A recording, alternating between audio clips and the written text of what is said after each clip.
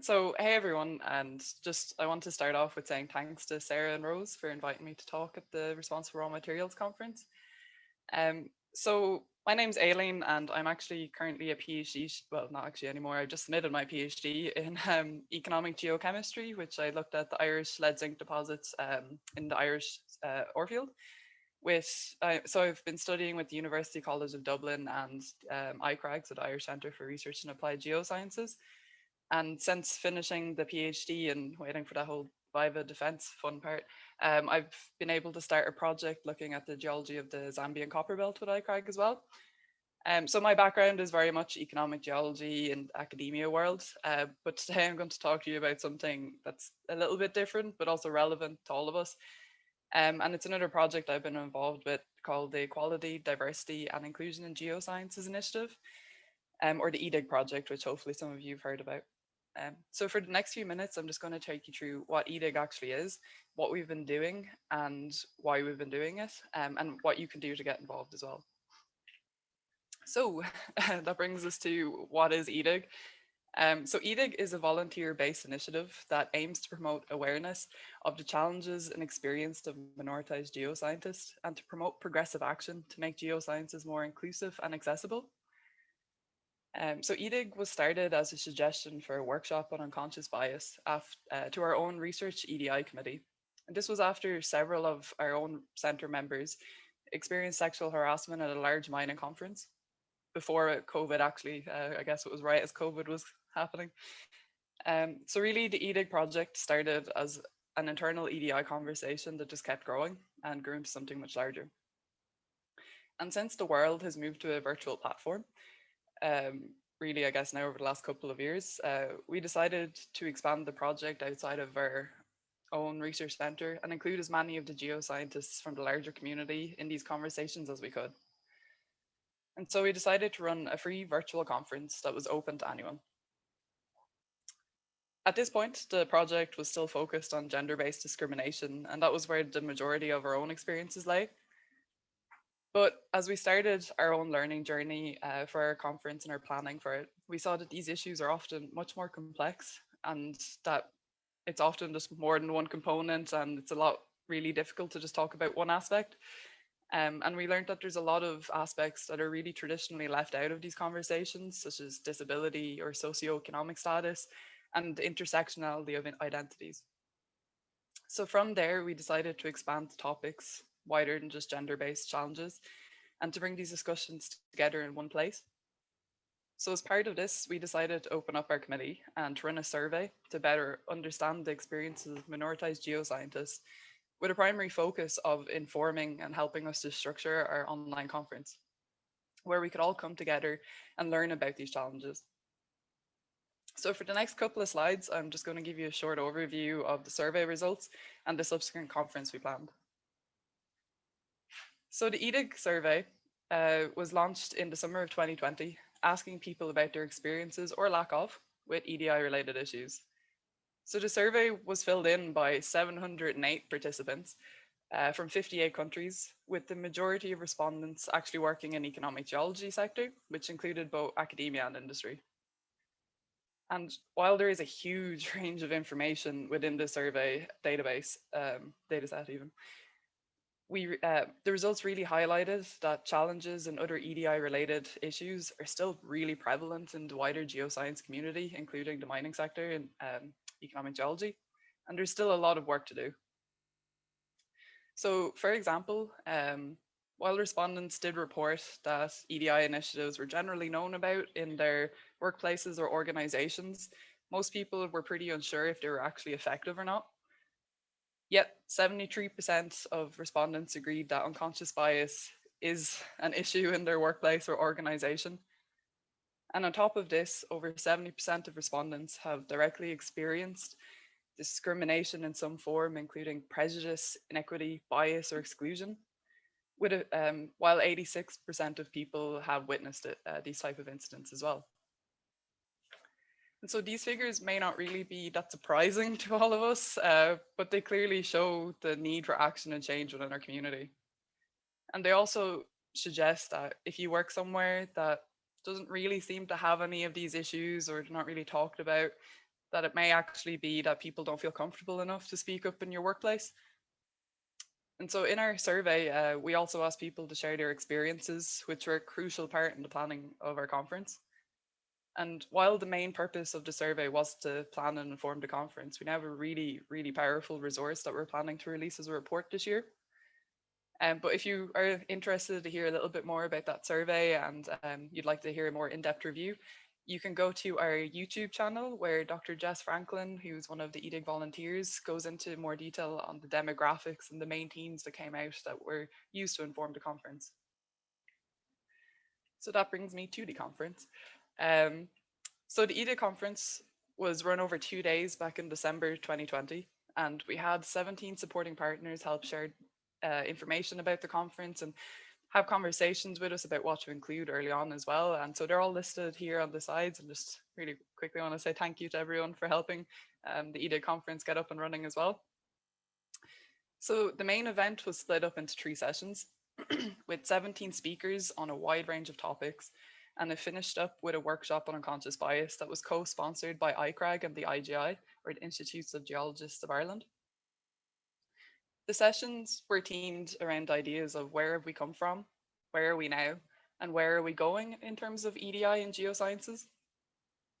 And over the 2 days, we got to listen to the information about progress and diversity in geosciences, but also about the challenges and barriers to entry that marginalized geosciences still experience and how this feeds into things like the leaky pipeline. We also learned about the intersectionality of these challenges and heard that due to this overlap, a lot of people are often excluded from conversations around EDI. And while we learned that it is all of our responsibility to become more aware of these challenges and that we all need to act to make geosciences more inclusive, accessible, and equitable. And I just realized I forgot to change all the bullet points, but here we are. And just as a reminder, so you can watch the survey videos, but we also recorded our entire conference on our YouTube channel as well. So they're either available as the sessions or as individual talks as well. So you can check that out on our YouTube channel, which is just called EDIG Conference. So that just brings me quickly to a little bit of an overview of what's next for EDIG. So while the EDIG conference was originally planned as a standalone event, we learned quite quickly at the conference and all the conversations that took place around it that there's still a lot of work to do. And so since the conference, we've been restructuring and rethinking the project. And as part of our restructuring and as a result of what we learned, we are going to change the E in our name from equality to equity to more accurately reflect what we stand for and what we're working towards. And this really conveniently does not change our abbreviation of EDIG at all. So that's great. So we're going to continue to promote awareness of the challenges experienced by minoritized geoscientists and to promote progressive action by providing a platform for us all to come together to make geosciences more inclusive and accessible. So in line with that, we're going to focus on 4 main strands, so events, networks, resources, and research. But right now, our main kind of focus is getting the survey report out, and we're also designing a website which will kind of mark the change of our name from equality to equity.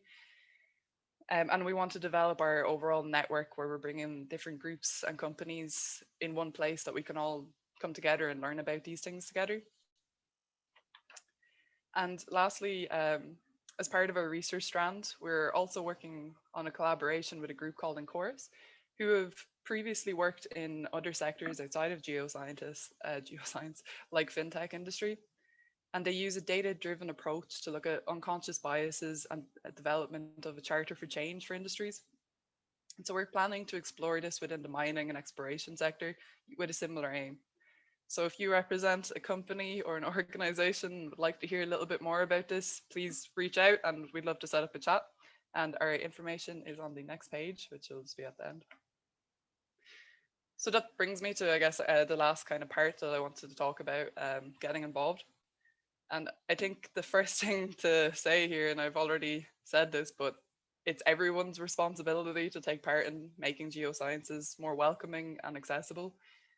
You may feel that it's not really something that affects you, or that your workplace it's not your place to get involved with these kind of conversations, or even that EDI issues are not an issue where you work. But we've heard from an awful lot of people over the course of EDIG, and we have data to back this up that show these issues are still present and we all need to be taking part in these. And as a result of these issues still being prevalent, we are losing an awful lot of people from geosciences. And what that actually means for our community is that we're losing diversity of opinions, and experiences are being completely lost, which is a shame. And so there are a lot of different ways to get involved. But a really easy first step is to become more aware, and to listen and to learn. And this is particularly easy to do now, I think, in our virtual platform, where there's so many different webinars available and articles discussing the challenges of minoritized geoscientists, with many people sharing their own experiences. And so a few examples that focus on the raw material sector in particular are Dynamine, which is a podcast that explores gender and LGBTQ plus challenges, where Nicole, the host, speaks to several people from the mining industry about these topics and their experiences. And another one is Me Too Mining, who are working on sexual harassment in the mining industry, and they host a range of different resources, including the digger training on their website. And both Sue from Me Too Mining and Nicole from Dynamine both spoke at the EDIG conference, and there's videos on our YouTube channel what they spoke about. And then also the International Women in Mining have an incredible amount of resources, from best practices to mining job portals, and they're pursuing gender equality in the mining industry. And another thing that International Women in Mining offer is they have a large database of female geoscientists and professionals. So if you want to organize events or looking for speakers, to maybe you want a more representative panel discussion, reach out. They have the IWIM Speak Up database, and I think it's over 140 plus speakers registered in their database. And then lastly, just as a reminder, the EDIG conference videos are available on our YouTube, not to plug it again. But these are just a couple of the resources that are available out there for all of us to help learn and become more aware. But awareness is really only the first step. And while it's a really important first step, we all need to act as well. So we all need to come together and act to make geosciences more accessible and inclusive and diverse. But to do that, you really don't need to organize a conference or run a survey to get more involved. There's a lot of really simple ways to, depending on what your background is and where you're involved. So maybe you're organizing a seminar or an event, and a really easy step here is to just ensure diverse representation. And if you don't have any speaker suggestions, reach out to different groups like International Women in Mining or ourselves and ask for suggestions, because we can help and we know who to suggest, or we have a large database to suggest. And also think about accessibility from the start, in terms, especially for webinar series. There's been a lot of conversations around how to make your online events more accessible to people with different, maybe a visual or hearing impairment, or maybe English isn't their first language. And these are all really important things to consider when you're hosting any event. If you post on social media, including things like alt text or on images and captions on videos, can make your content so much more accessible to such a wider audience and community as well. If you're running a field trip, think about accessibility early on and provide things like a schedule early on, so people can highlight any issues and know exactly what's going to happen. And I think really importantly is to listen to people when they tell you what they need to do geosciences. And that really comes down to just respecting one another. And if you witness discrimination, speak up. And especially in the moment, from our own experiences, that was something that happened and it really helped, in terms of people coming up to us afterward. But speaking up in the moment would help a lot of people as well. So you can also join in with a lot of other groups who are really active in terms of these conversations. So here are just a couple, but also all of our supporting partners have different resources and different things that they're doing to be more active in the geoscience community and thinking about EDI topics. And lastly, just going to plug. If you want to get involved with EDIG, we're very close to opening up our committee to new volunteers. So, but also if you represent a company or organization that you'd like to get more involved with and join our network that we're developing, please reach out to us. Send us an email at edig@icragcenter.org. And I believe that is everything for now. So I'll stop sharing my screen. Brilliant. Thank you very, very much, Aileen. That is absolutely brilliant. So round of applause, ladies and gentlemen, from the other side of your muted microphones for Aileen and everything EDIG. Brilliant. So this is something here where the EDIG conference that, as Aileen mentioned, and yes, just in case you missed it, everything is on their YouTube channel, so you can go back and watch that, just in case there's not enough YouTube available for you. It was an absolutely phenomenal conference, Aileen, and I was hugely honoured to be able to help facilitate one of the sessions. And I have to say, from a personal perspective, it was probably the most challenging facilitation that I'd had, purely from a personal perspective, because actually working out how do you talk about diversity and almost summon up the courage to ask those questions that you think you should actually have the answers to already, poses for me personally, anyway, quite a big barrier, and I think I'm probably fairly normal in that. Do you have any suggestions on how to help people actually ask those questions that in some situations might appear to be really rude, but like, how do you get over that barrier of engaging in conversation and finding out what somebody actually needs in order to be able to move forwards? That's a great question. Yeah, actually, that was something that came up in our conference, or the workshop on unconscious bias, which isn't up on our YouTube yet, but it will be over the next couple of months. And that kind of came up in the session about awareness of challenges as well, because often there's a lot of terminology that people are really scared to use, and so they just tend to avoid it. But I think part of it is just being open to learning and realizing that you not knowing everything doesn't actually make you a bad person. Like, the amount of times I've called my own unconscious biases out over this journey, it's been a real learning journey personally as well. But it's just, I think, being open to learning. And right now there's a lot of really great resources that the people from marginalized communities have already put out for us to learn, who are in the majority, different articles talking about what they need and language barriers and things like this. But I think it's just about coming at it with open mind, and patience really helps.